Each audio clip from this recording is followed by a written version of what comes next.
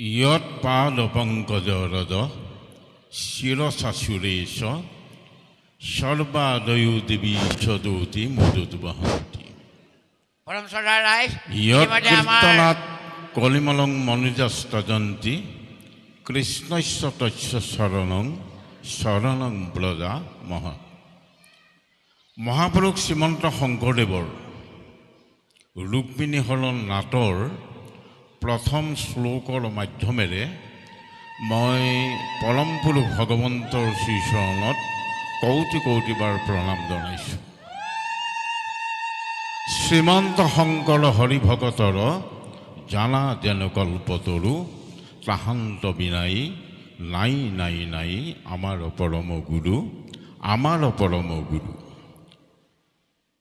যিজন ভাওনা সংস্কৃতিৰ স্ৰষ্টা, অসমীয়া জাতিৰ জনক, সেইজন মহাপুৰুষ শ্ৰীমন্ত শংকৰদেৱ। আৰু যিজন মহাপুৰুষে পূৰ্ণাহুতিৰে মহাপুৰুষা ধৰ্ম আৰু সত্ৰীয়া সংস্কৃতিক জয় জয়কাৰ কৰি থৈ গ'ল, অন্যতম ভাওনা সংস্কৃতিৰ স্ৰষ্টা মহাপুৰুষ মাধৱদেৱ। দুইজনা গুৰুলৈ মই ভক্তিপূৰ্ণ সেৱা আগবঢ়াইছোঁ।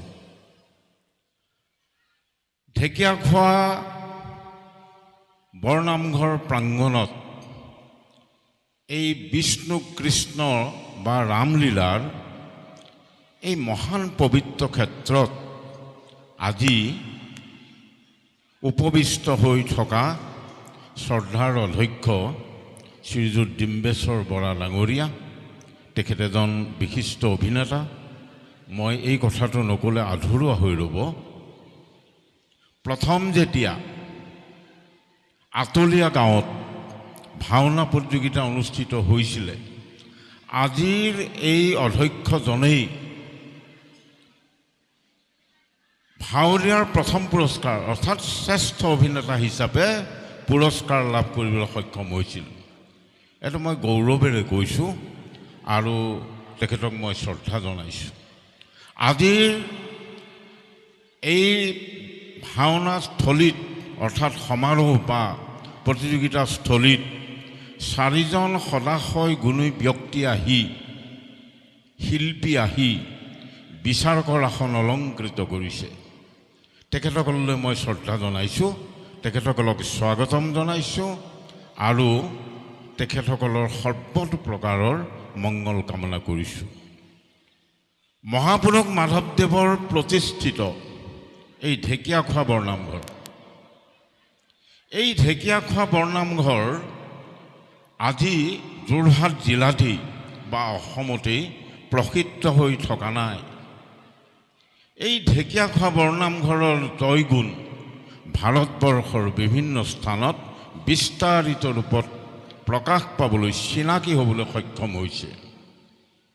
এই মহাপুৰুষজনাৰ পবিত্ৰ ক্ষেত্ৰত, মহিমামণ্ডিত ক্ষেত্ৰত যি ভাওনা প্ৰতিযোগিতা অনুষ্ঠিত হৈছে বা হ'বলৈ বিচাৰিছে, এইটো এটা সোণত সুৱগা চৰোৱাৰ নিচিনা অনুষ্ঠান হৈছে বুলি মই অনুভৱ কৰিছোঁ।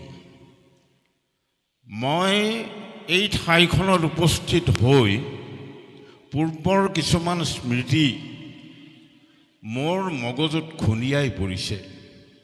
2012 চনত এই মহিমামণ্ডিত ক্ষেত্ৰখনৰ অৰ্থাৎ ঢেকীয়াখোৱা বৰনামঘৰৰ উদ্যোগত 12 দিনকৈ ভাওনা সমাৰোহ অনুষ্ঠিত হৈছিলে।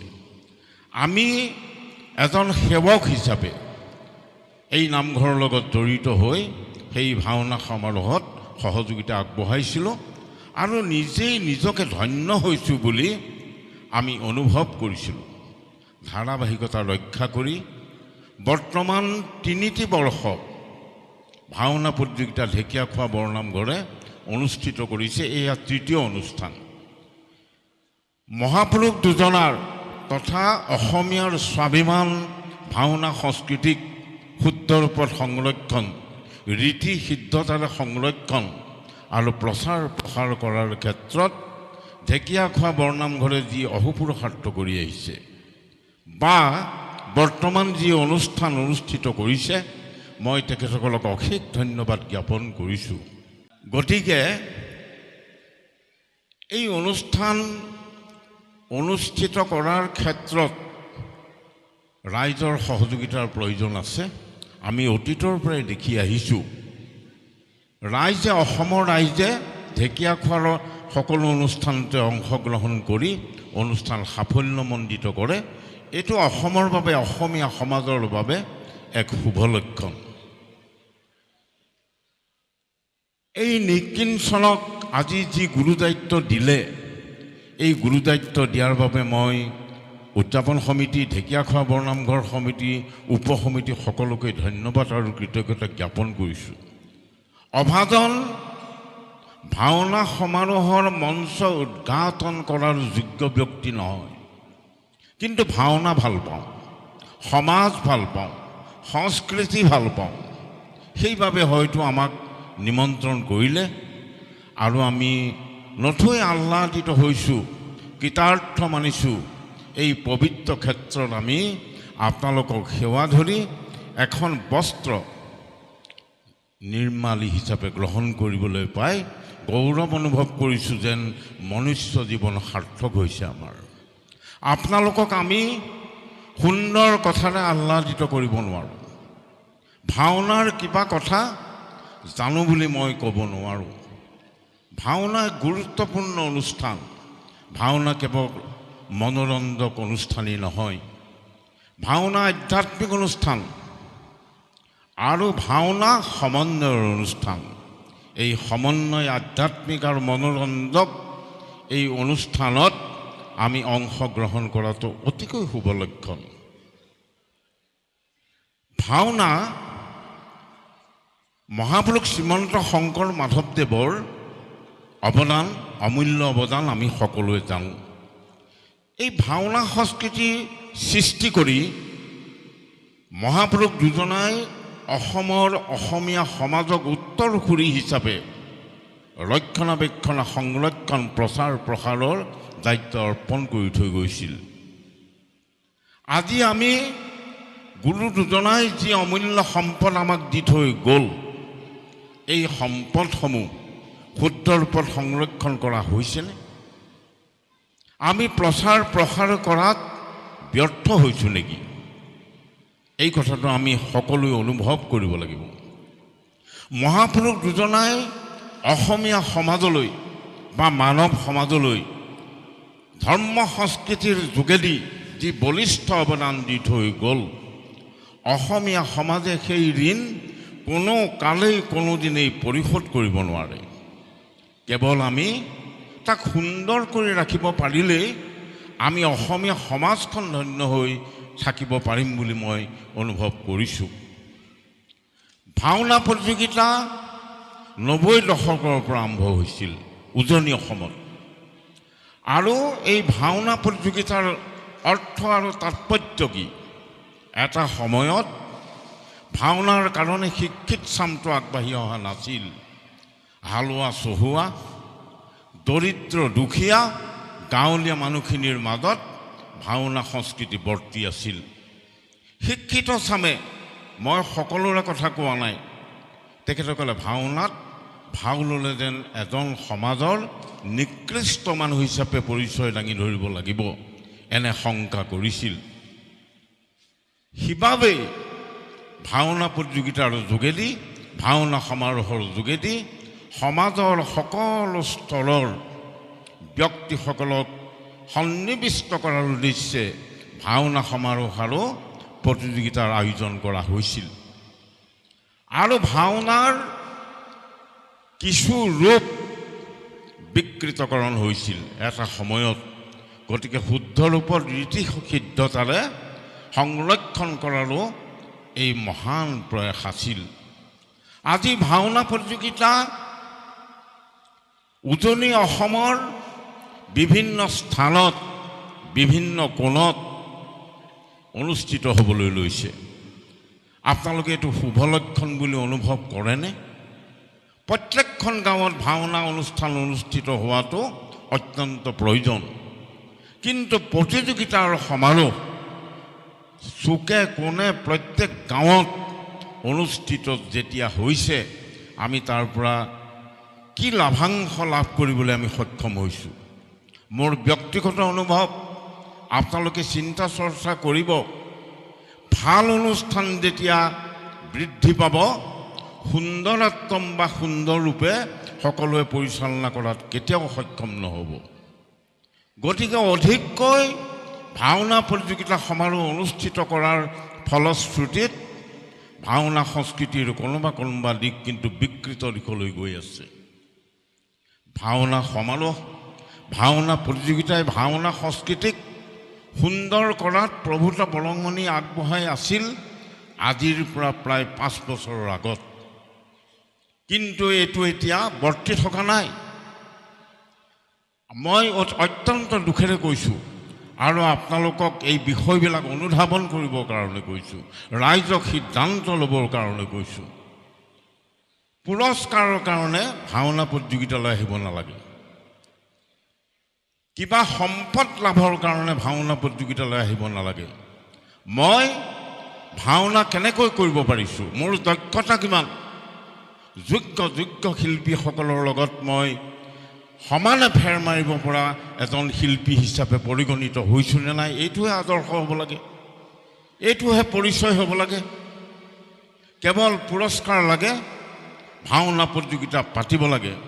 90 দশকত যিসকল বৰেণ্য ব্যক্তিয়ে এই অনুষ্ঠানসমূহ অনুষ্ঠিত কৰিছিলে, তেখেতসকলৰ উদ্দেশ্য কিন্তু তেনে নাছিলে। আৰু এইটোও ক'বলৈ বিচাৰিছোঁ, আমি 90 দশকৰ পৰাই ভাওনা সমাৰোহ, ভাওনা প্ৰতিযোগিতাত জড়িত হৈ কম বেছি পৰিমাণে আহিছোঁ।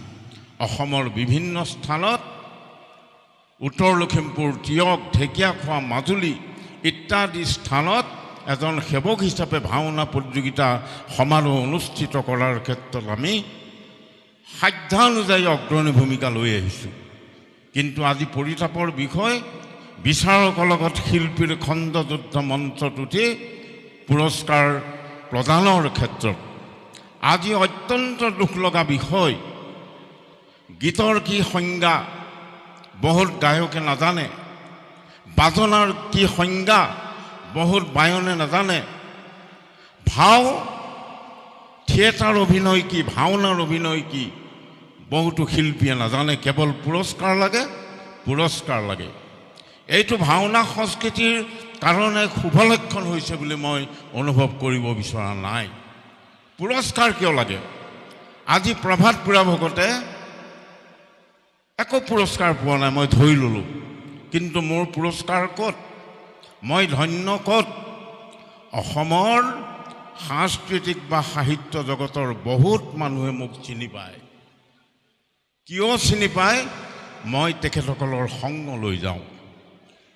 বহুতে যেতিয়া চিনি পায়, প্ৰভাত বুঢ়া ভকত বুলি ক'লে তাৰ পিছত মোৰ ৰত্ন বা অন্যান্য কিবা পদবী বা কিবা পুৰস্কাৰৰ প্ৰয়োজন আছে বুলি মই নাভাবোঁ। মই একো কৰি দিয়া নাই, কিন্তু সমাজলৈ যোৱাৰ কাৰণে মোক বহুতেই চিনি পায়। সেইটোৱে মোৰ পুৰস্কাৰ আৰু সেইটোৱে মোৰ গৌৰৱ আৰু সেইটোৱে মোৰ কাৰণে আশীৰ্বাদ। মই গীতৰ কথা ক'বলৈ গৈছোঁ। অংকীয়া নাটৰ যিবিলাক গীত, আমাৰ মেলা ৰাগ বা অংকীয়া ৰাগ বুলি কয়, সেই ৰাগৰ মাধ্যমেৰে ভাওনাত গীত পৰিৱেশন হ'ব লাগে। আজি টোকাৰী গীতৰ গীত গাইছে, আজি বৰাগী নামৰ গীতৰ সুৰত গীত গাইছে, অন্যান্য বিভিন্ন দিহা নামৰ সুৰত গীত গাই ভাওনা সংস্কৃতিক জয় জয়কাৰ কৰিবলৈ গৈছে। গুৰুজনক অসন্মান কৰা হৈছে।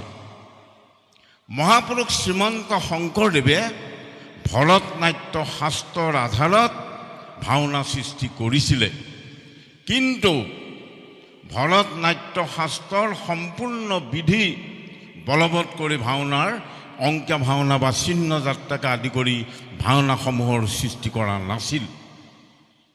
মহাপুৰুষ শংকৰদেৱে প্ৰত্যেকটো কথাতে অসমীয়া জাতিৰ যিটো বৈশিষ্ট্য, নিজা যিটো উপাদান, মৌলিক যিটো উপাদান, সেই উপাদানবিলাক ৰক্ষা কৰি সংস্কৃতিৰ সৃষ্টি কৰি থৈ গৈছে। গতিকে ভাওনাৰ ক্ষেত্ৰত মহাপুৰুষ শংকৰদেৱ মাধৱদেৱে মৌলিকতা ৰক্ষা কৰি কিছুমান ভৰত নাট্য শাস্ত্ৰৰ আৰ্হি কিছু নহয় বহুল সংখ্যক ৰীতি নীতি পৰিহাৰ কৰি ভাওনাৰ সৃষ্টি কৰি থৈ গৈছে। এচাম মানুহে শ্ৰী চৈতন্যপন্থীৰ কিছুমান সম্পদ আনি ভাওনাত সংযোগ কৰিব বিচাৰিছে। এচাম মানুহে মহাপুৰুষ শংকৰদেৱক অধিককৈ মনাৰ অভিনয় কৰি এই ভাওনা সংস্কৃতিৰ যোগেদি মহাপুৰুষ দুজনাক নস্যাৎ কৰাৰ প্ৰয়াস কৰিছে। এনে কৰিলে আমি কোনো কাৰণত ক্ষান্ত হৈ নাথাকিম। মহাপুৰুষ শংকৰ মাধৱদেৱক লৈ যদি হেতালি খেলিবলগীয়া হয়, শংকৰ মাধৱদেৱৰ সংস্কৃতি যদি বিকৃত কৰিবলৈ বিচাৰে, বিনষ্ট কৰিবলৈ বিচাৰে, মোৰ পক্ষত কোন, তেওঁৰ পক্ষত কোন, এইটো অংক নহ'ব। অসমীয়া জাতিয়ে অত্যন্ত সচেতনতাৰে তাৰ প্ৰতিবাদ কৰিব লাগিব। আজি গীত গাইছে, ৰাগৰ কথা নাজানে। কিছুমান নিয়মাৱলীত ৰাগৰ কথা সন্নিৱিষ্ট কৰা হৈছে, কিন্তু কি ৰাগত কি ভাৱৰীয়া প্ৰৱেশ কৰে এই কথাটো বহুতেই নাজানে। গতিকে এনেকৈ শিক্ষাৰ অবিহনে আৰু সচেতনতাৰ অবিহনে আমাৰ ভাওনা সংস্কৃতি যদি বৰ্তি থাকে, ভাওনা প্ৰতিযোগিতা সমাৰোহ যদি বৰ্তি থাকে, তেনেহ'লে ভাওনা এসময়ত নিঃশেষ হৈ যাব। অত্যন্ত দুৰ্ভাগ্যজনক কথা হ'ব ভাওনা যদি বিকৃত হয়, ভাওনাত যদি ৰহণ সানে, ইচ্ছাকৃতভাৱে ভাওনাক যদি পিছলৈ ঠেলি দিয়া হয়, তেনেহ'লে তাতোতকৈ অসমীয়া জাতিৰ বাবে দুৰ্ভাগ্য একো নাথাকিব। আজি অসংখ্য বিচাৰকৰ সৃষ্টি হ'ল। বিচাৰকৰ যিটো যোগ্যতা, সেই যোগ্যতা নিৰূপণ কৰাৰ আৰ্হি আজি কোনো অনুষ্ঠানে প্ৰস্তুত কৰিব পৰা নাই। কাৰণ কি? অৰ্থাৎ সেই প্ৰস্তুতকৰণত সহযোগিতা নকৰে। এইকাৰণেই নকৰে, অধিক সংখ্যক বিচাৰকেই অযোগ্যৰ মাপকাঠিৰে নিজকে জুখি নাচাই যোগ্যতাৰ মাপকাঠিৰে নিজক প্ৰস্তুত কৰি একোজন বিচাৰক হিচাপে আগবাঢ়ি আহিবলৈ সক্ষম হৈছে। তেওঁলোকে নিজে ভাবিব পাৰে, কিন্তু আমি অনুষ্ঠানবিলাকে তেওঁলোকক কিয় স্বীকৃতি দিয়া হৈছে? আজি দিলীপ শইকীয়া ডাঙৰীয়াই কমেও 40 বছৰ ভাও কৰিছে। আজি কেঁচুৱা ল'ৰা এজনক আনি দিলীপ শইকীয়াৰ লগত একেকাৰ কৰি দিলে, এইটো সম্ভৱপৰ কথা নে? ডাঙৰ ডাঙৰ কিছুমান অনুষ্ঠানেও এনেকুৱা কিছুমান ভুল কৰিছে। আৰু ভাওনা সংস্কৃতিৰ অনুষ্ঠান কৰিবলৈ গৈ কিছুমান মানুহে নানান বঁটাৰ সৃষ্টি কৰিছে। সেই বঁটাবিলাক কিহৰ কাৰণে?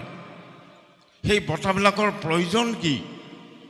আমি বৰগায়ন দিব পাৰোঁ, আমি বৰবায়ন দিব পাৰোঁ, বেষ্ট এক্টৰ দিব পাৰোঁ, শ্ৰেষ্ঠ অভিনেত্ৰী দিব পাৰোঁ, দ্ৰোণাচাৰ্য কিবা কিবি এইবিলাক আমি আনি সন্নিৱিষ্ট কৰি ইমানবিলাক বঁটা দিয়াৰ প্ৰয়োজন কিবা থাকিব পাৰেনে? কেৱল ভাৱৰীয়াক যদি বঁটা দিয়া যায়, গীত নহ'লে হ'ব নেকি ভাওনা সংস্কৃতি? বাজনা নহ'লে ভাওনা সংস্কৃতি বৰ্তি থাকিব নেকি? কেতিয়াওতো নাথাকিব। গতিকে সেইবিলাক কিয় লক্ষ্য কৰা হোৱা নাই? মই ঢেকীয়াখোৱা বৰনামঘৰ উদযাপন সমিতিক ধন্যবাদ আৰু এটা কাৰণে জ্ঞাপন কৰিছোঁ। আজি তেখেতসকলে ভাওনা উদ্বোধক বুলি কোৱা নাই, মঞ্চ উদ্বোধক বুলি কৈছে। অত্যন্ত তাৎপৰ্যপূৰ্ণ বিষয়। মই আজি ভাওনা উদ্বোধন নকৰোঁ। মহাপুৰুষ শ্ৰীমন্ত শংকৰদেৱে চিহ্ন যাত্ৰাৰ যোগেদি ভাওনা উদ্বোধন কৰি থৈ গৈছে। সেই গুৰু দুজনাৰ আৰ্হিৰে, গুৰু দুজনাৰ পৰম্পৰাৰে সৃষ্ট এই মাতৃভাষা ভাওনাক উদ্বোধন কৰিব পৰা আমাৰ সমাজত কোনোবা ব্যক্তি আছে বুলি মই নাভাবোঁ। আৰু কোনোবাই যদি তেনে ব্যক্তি বুলি নিজক অনুভৱ কৰে, সমাজে প্ৰতিহত কৰিব লাগিব। আৰু সমাজে শংকৰ মাধৱদেৱৰ লগত একাকাৰ হ'বৰ কাৰণে কোনো কাৰণতে দিব নালাগিব। গতিকে আজি মই প্ৰতিযোগিতাৰ ভাওনাৰ মঞ্চ উদ্ঘাটন কৰিম বা উদ্বোধন কৰিম, ভাওনা প্ৰতিযোগিতা উদ্বোধন নকৰোঁ। মই এইটো উপলব্ধি নিজেও কৰোঁ আৰু ঢেকীয়াখোৱা বৰনামঘৰে বা উদযাপন সমিতিয়ে মোক আজি পুনৰবাৰ সচেতন কৰি দিছে। তেখেতসকলক আমি ধন্যবাদ আৰু কৃতজ্ঞতা জ্ঞাপন কৰিছোঁ। এই অনুষ্ঠান সাফল্যমণ্ডিত হওক। আপোনালোকে মনোনিৱেশ কৰক সকলোৱে, ভাও কৰা নকৰা, গায়ন গোৱা নোগোৱা, বাজনা বজোৱা নবজোৱা, যে আমি যিবিলাক কৰ্ম কৰিছোঁ, মই বিশেষকৈ ভাওনা প্ৰতিযোগিতা সমাৰোহৰ কথাই কৈছোঁ, এই কামবিলাক কৰি থকাৰ আমাৰ লাভৰ শতাংশ কিমান, লোকচানৰ শতাংশ কিমান, আজি ঢেকীয়াখোৱাত কৰিছে ক'বলগীয়া একো নাই। এইখন ঠাইৰ সেইবিলাক দায়িত্বই আছে। চুকে কোণে কিছুমান কৰিছে। সিদিনা এঠাইত গম পাইছোঁ বিচাৰকক ফাইল কাঁহী ফালি দলিয়াই পেলাইছে। এজন বিচাৰকক মাৰিবলৈ খেদি ফুৰিছে, বিচাৰকক গৈ হাতত কামুৰিছে। এইবিলাক মানে অভদ্ৰ যিবিলাক অপসংস্কৃতি যিবিলাক, এইবিলাক কৰাৰ পিছতো আমি অসমীয়া সমাজে গুৰুজনৰ ভাওনাক ভেঙুচালি কৰিবৰ কাৰণে সমৰ্থন জনোৱাটো উচিত হৈছেনে? আপোনালোকে বিবেচনা কৰিব। আমি সকলোৱে জাগ্ৰত হ'ব লাগিব। ভাওনা সংস্কৃতিক শুদ্ধ ৰূপত সংৰক্ষণ প্ৰচাৰ প্ৰসাৰ কৰাৰ ক্ষেত্ৰত আমি সকলোৱে সচেতন হ'ব লাগিব। আৰু কি জানে, মই নিজে নুশুনিলেও শুনাৰ দৰে গম পাইছোঁ, বিচাৰকক দম দিয়ে, শিল্পীয়ে বিচাৰকক দম দিয়ে, দলে গৈ বিচাৰকক দম দিয়ে। সকলো ঠাইত নহয়, কোনো ঠাইত সেই পৰিৱেশ কিয় আহিছে? ইমান স্বাৰ্থপৰ ভাওনাক লৈ অসমীয়া মানুহ ইমান স্বাৰ্থপৰ হ'লে আমি শংকৰ মাধৱদেৱ গুৰুজনাক গুৰু বুলি কোৱাৰ অধিকাৰ আছেনে? একেবাৰে দুখ লগা কথা হৈ পৰিছে। বাহিৰৰ মানুহৰ লগত এইবিলাক কথা পতাৰ কাৰণে আমি অত্যন্ত সচেতন হৈ পৰিবলগীয়া হৈছে। যি কি নহওক, বেয়াৰ ফাললৈ কেতিয়াবা ঢাল খায়, কিন্তু বেয়াক ভাল কৰিব লাগিব, জনক সচেতন কৰিব লাগিব। মহাপুৰুষ দুজনাৰ এই সংস্কৃতি, যি ভাওনা সংস্কৃতি, বিশ্বত কোনো সংস্কৃতি নাই এই সংস্কৃতিৰ লগত ফেৰ মাৰিব পৰা। ইমান অমূল্য সম্পদ, যাক আমি ৰত্ন বুলি ক'ব নোৱাৰোঁ, ৰত্নতকৈ অধিক শ্ৰেষ্ঠ এই সম্পদক আমি কেতিয়াও বিনষ্ট হ'বলৈ দিব নোৱাৰোঁ। মই এই ক্ষেত্ৰত মোক লাগিলে কোনোবাই নিষেধ কৰক, কেতিয়াও কোনো কাৰণত আপোচ নকৰোঁ। কোনো কাৰণতে যিমান সম্ভ্ৰমীশীল ডাঙৰ ব্যক্তি নহওক, কেতিয়াও মই কাৰো কথা মানি নলওঁ। কেৱল ভাওনা সংস্কৃতি অসমৰ এই জাতীয় সংস্কৃতি বা অসমীয়াৰ সংস্কৃতিক কেতিয়াও ধ্বংসৰ মুখলৈ ঠেলি দিবলৈ নিবিচাৰোঁ। গতিকে ৰাইজ যদি একত্ৰিত নহয়, মই অকলে সকলোখিনি বা কেইজনমান মানুহে কৰাটো সম্ভৱ নহয়। আমি সকলোৱে মাৰ বান্ধি আমি এখন নিয়মাৱলী প্ৰস্তুত কৰিব লাগিব। আজি কিছুমানে নিয়মাৱলী প্ৰস্তুত কৰিছে, তাত ধাৰা 4টামান আছে। সেইবোৰ নিয়মাৱলী বোলে নেকি? সেইবোৰ নিয়মাৱলী নবোলে নহয়। ভাওনাৰ নিয়মাৱলী যথাৰীতিৰে আমি প্ৰস্তুত কৰিব লাগিব। আৰু কেৱল ভাও এটা কৰি বা কেৱল গীত এটা কৰি গাই বাজনা চাপৰ বজাই সেই নিয়মাৱলীৰ অধিকাৰী, নিয়মাৱলী বনাব জানো বুলি নিজকে প্ৰতিপন্ন কৰিলে নহ'ব।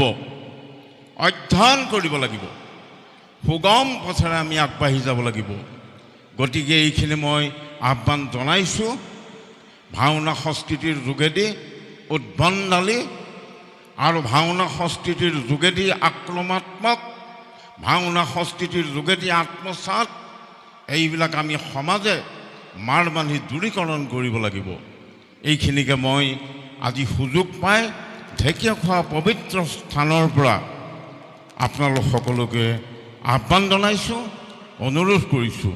ইতিমধ্যে আমাৰ প্ৰবীণ কলিতা ডাঙৰীয়া, ঢেকীয়াখোৱা বৰনামঘৰৰ সভাপতি ডাঙৰীয়াই কৈছে, তৃতীয়বাৰৰ বাবে আমি এই ভাওনা প্ৰতিযোগিতা সমাৰোহ অনুষ্ঠিত কৰিছিলোঁ। 2028ত তেখেতে কৈছে আলোচনাৰ মাধ্যমেৰে ইতিমধ্যে ঢেকীয়াখোৱা ঐতিহ্যমণ্ডিত নামঘৰৰ 500 বছৰ সম্পূৰ্ণ হ'ব আৰু সেই বৰ্ষতে মাহেকজোৰা কাৰ্যসূচীৰে 60খন ভাওনাৰ ইয়াত প্ৰতিযোগিতা অনুষ্ঠিত কৰিম বুলি তেখেতসকলে ভাবিছে, সিদ্ধান্ত ল'ব। আৰু এই অভাজনো ঢেকীয়াখোৱা বৰনামঘৰৰ লগত সম্পৃক্ত হৈ থকা হেতুকে আমাৰ যোগেদি আজি কথাটো ব্যক্ত কৰিলে আমি সকলো নিশ্চয় ভালেই থাকিম। সেই 30দিনীয়া 60খন ভাওনাৰ কৰ্মসূচীত আমি সৰু ডাঙৰ কাৰ্যসূচীত সৰু ডাঙৰ পদবী লৈ ইয়াত অংশগ্ৰহণ কৰিম। আমি তেখেতসকলক ধন্যবাদ আৰু কৃতজ্ঞতা জ্ঞাপন কৰিছোঁ। আৰু এটা চেনেলৰ দুটাই হ'ব নেকি, মই ইমান ধৰিব পৰা নাই, দুটা চেনেলৰ তত্বাৱধানত তেখেতসকলৰ উদ্যোগত নৃপেন দাস ডাঙৰীয়া অধ্যক্ষ, তেখেতৰ অত্যন্ত শুভকামনাৰ ফলশ্ৰুতিত ইয়াত ঢেকীয়াখোৱা বৰনামঘৰত 5দিনীয়া কাৰ্যসূচীৰে এই অনুষ্ঠান অনুষ্ঠিত কৰিছে। মই নৃপেন দাস ডাঙৰীয়া প্ৰমুখ্যে সমূহ কৰ্মকৰ্তা বিষয়ববীয়াক অসমবাসীৰ হৈ অসমীয়াৰ হৈ ধন্যবাদ কৃতজ্ঞতা জ্ঞাপন কৰিছোঁ। তেখেতসকল অত্যন্ত ব্যস্ত থাকিও এই অনুষ্ঠানত অংশগ্ৰহণ কৰি অনুষ্ঠান জীপাল কৰাৰ ক্ষেত্ৰত মহাপুৰুষ দুজনাৰ সংস্কৃতি সংৰক্ষণ প্ৰচাৰ প্ৰসাৰ কৰাৰ ক্ষেত্ৰত যি মনোযোগিতা আগবঢ়ালে, সঁহাৰি আগবঢ়ালে, তেখেতসকল ধন্যবাদৰ পাত্ৰ। আৰু তেখেতসকলে ইয়াৰ পিছতো সুন্দৰ সুন্দৰ কাম কৰি যাব বুলি মই আশা কৰিছোঁ। তেখেতসকলক অনুৰোধ কৰিছোঁ, ভাওনা অসমীয়া জাতীয় জীৱনক ঊৰ্ধ্বমুখী কৰা উচ্চাংগ সংগীত আৰু অভিনয়ৰ স্থল ভাওনা। গতিকে ভাওনাক আমি কেতিয়াও অৱহেলা কৰিব নোৱাৰিম। ভাও কৰিব মই নোৱাৰিব পাৰোঁ, বাজনা বজাব নোৱাৰিব পাৰোঁ, গীত গাব নাজানিব পাৰোঁ, কিন্তু ভাওনা পাতিব লাগে বুলি মই ক'ব পাৰোঁ। সেইখিনি মোৰতো দক্ষতা আছে। ভাওনাৰ ক্ষেত্ৰত সামান্য কিবা সঁহাৰি জনোৱাটো প্ৰত্যেকজন অসমীয়াৰ আছে। মই আজি এনেকৈ ক'বলৈ বিচাৰিছোঁ, যিজন অসমীয়াই ভাওনাৰ 100%ৰ 1% যদি তেওঁলোকে অৰিহণা আগ নবঢ়ায়, তেনেহ'লে সেইজন আমি অসমীয়া মানুহ বুলি কেতিয়াও ক'ব নোৱাৰিম। অসমীয়া মানুহ হ'লে ভাওনালৈ অৱদান থাকিব লাগিব। আজি এজন সাংবাদিকে ভাও নকৰিব পাৰে, কিন্তু দুপৰ নিশালৈকে বহি, ৰাতিপুৱাৰ পৰা আবেলিলৈকে বহি ভাওনা কাৰ্যসূচী যদি প্ৰচাৰ কৰে, সেইটো ভাওনালৈ অৱদান জনোৱা আগবঢ়োৱা নহ'ল নেকি? সেইটোতো অৱদান। গতিকে যি যেনেকৈ পাৰোঁ তেনেকৈ ভাওনা সংস্কৃতিৰ ক্ষেত্ৰখনলৈ আমি বৰঙণি আগবঢ়াব লাগিব। মই নিজে অনুভৱ কৰা আৰু বৰ্তমান সমাজখনত দেখি থকা কেইবাটাও কথা অৱতাৰণা কৰি মোৰ এই উদ্বোধনী ভাষণত মই ব্যক্ত কৰিলোঁ। হয়তো মোৰ দোষ হৈছে, কথাখিনি কিন্তু সত্য আৰু শুদ্ধ, প্ৰকাশ যেনেকৈ কৰিব লাগে তেনেকৈ হয়তো মই পৰা নাই। প্ৰকাশ কৰোঁতে যদি কিবা ত্ৰুটি বিচ্যুতি ঘটিছে, আপোনালোক সকলোৰে চৰণত মই ক্ষমা বিচাৰিছোঁ। পুনৰ কৈছোঁ, ভাওনা সংস্কৃতি মহাপুৰুষ শংকৰদেৱ মাধৱদেৱৰ আদৰ্শৰে আমি বৰ্তাই ৰাখিব লাগিবই, এইটো নিশ্চিত কথা। এইকেইষাৰ কথাৰেই এই 5দিনীয়া ভাওনাৰ মঞ্চৰ শুভ উদ্ঘাটন কৰা হ'ল বুলি মই ঘোষণা কৰিছোঁ। শিল্পীসকললৈ মই শুভেচ্ছা জ্ঞাপন কৰিছোঁ। বৰনামঘৰৰ সকলো কৰ্মকৰ্তাক মই অভিনন্দন জনাইছোঁ। বিচাৰকসকলৰ পুনৰবাৰ মই অভিনন্দন জনাই সকলো কৰ্মকৰ্তালৈ বা ৰাইজলৈ সেৱা আগবঢ়াই মোৰ এই উদ্বোধনী ভাষণৰ মুখনি মাৰিব বিচাৰিছোঁ। হৰিপদ সেৱা ৰখে স্থিৰ কৰা চিত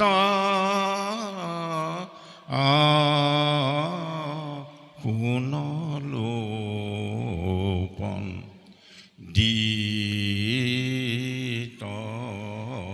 আৰে শুনলো পণ্ডিত মাতটো ভাগিছে, কাহ হৈ আছে, ভালকৈ গাব পৰা নাই। এই শাৰ মহাপুৰুষ মাধৱদেৱৰ বৰগীতেৰে মোৰ বক্তব্যৰ মুখনি মাৰিছোঁ। আপোনালোক সকলোকে সেৱা জনাইছোঁ। ধন্যবাদ।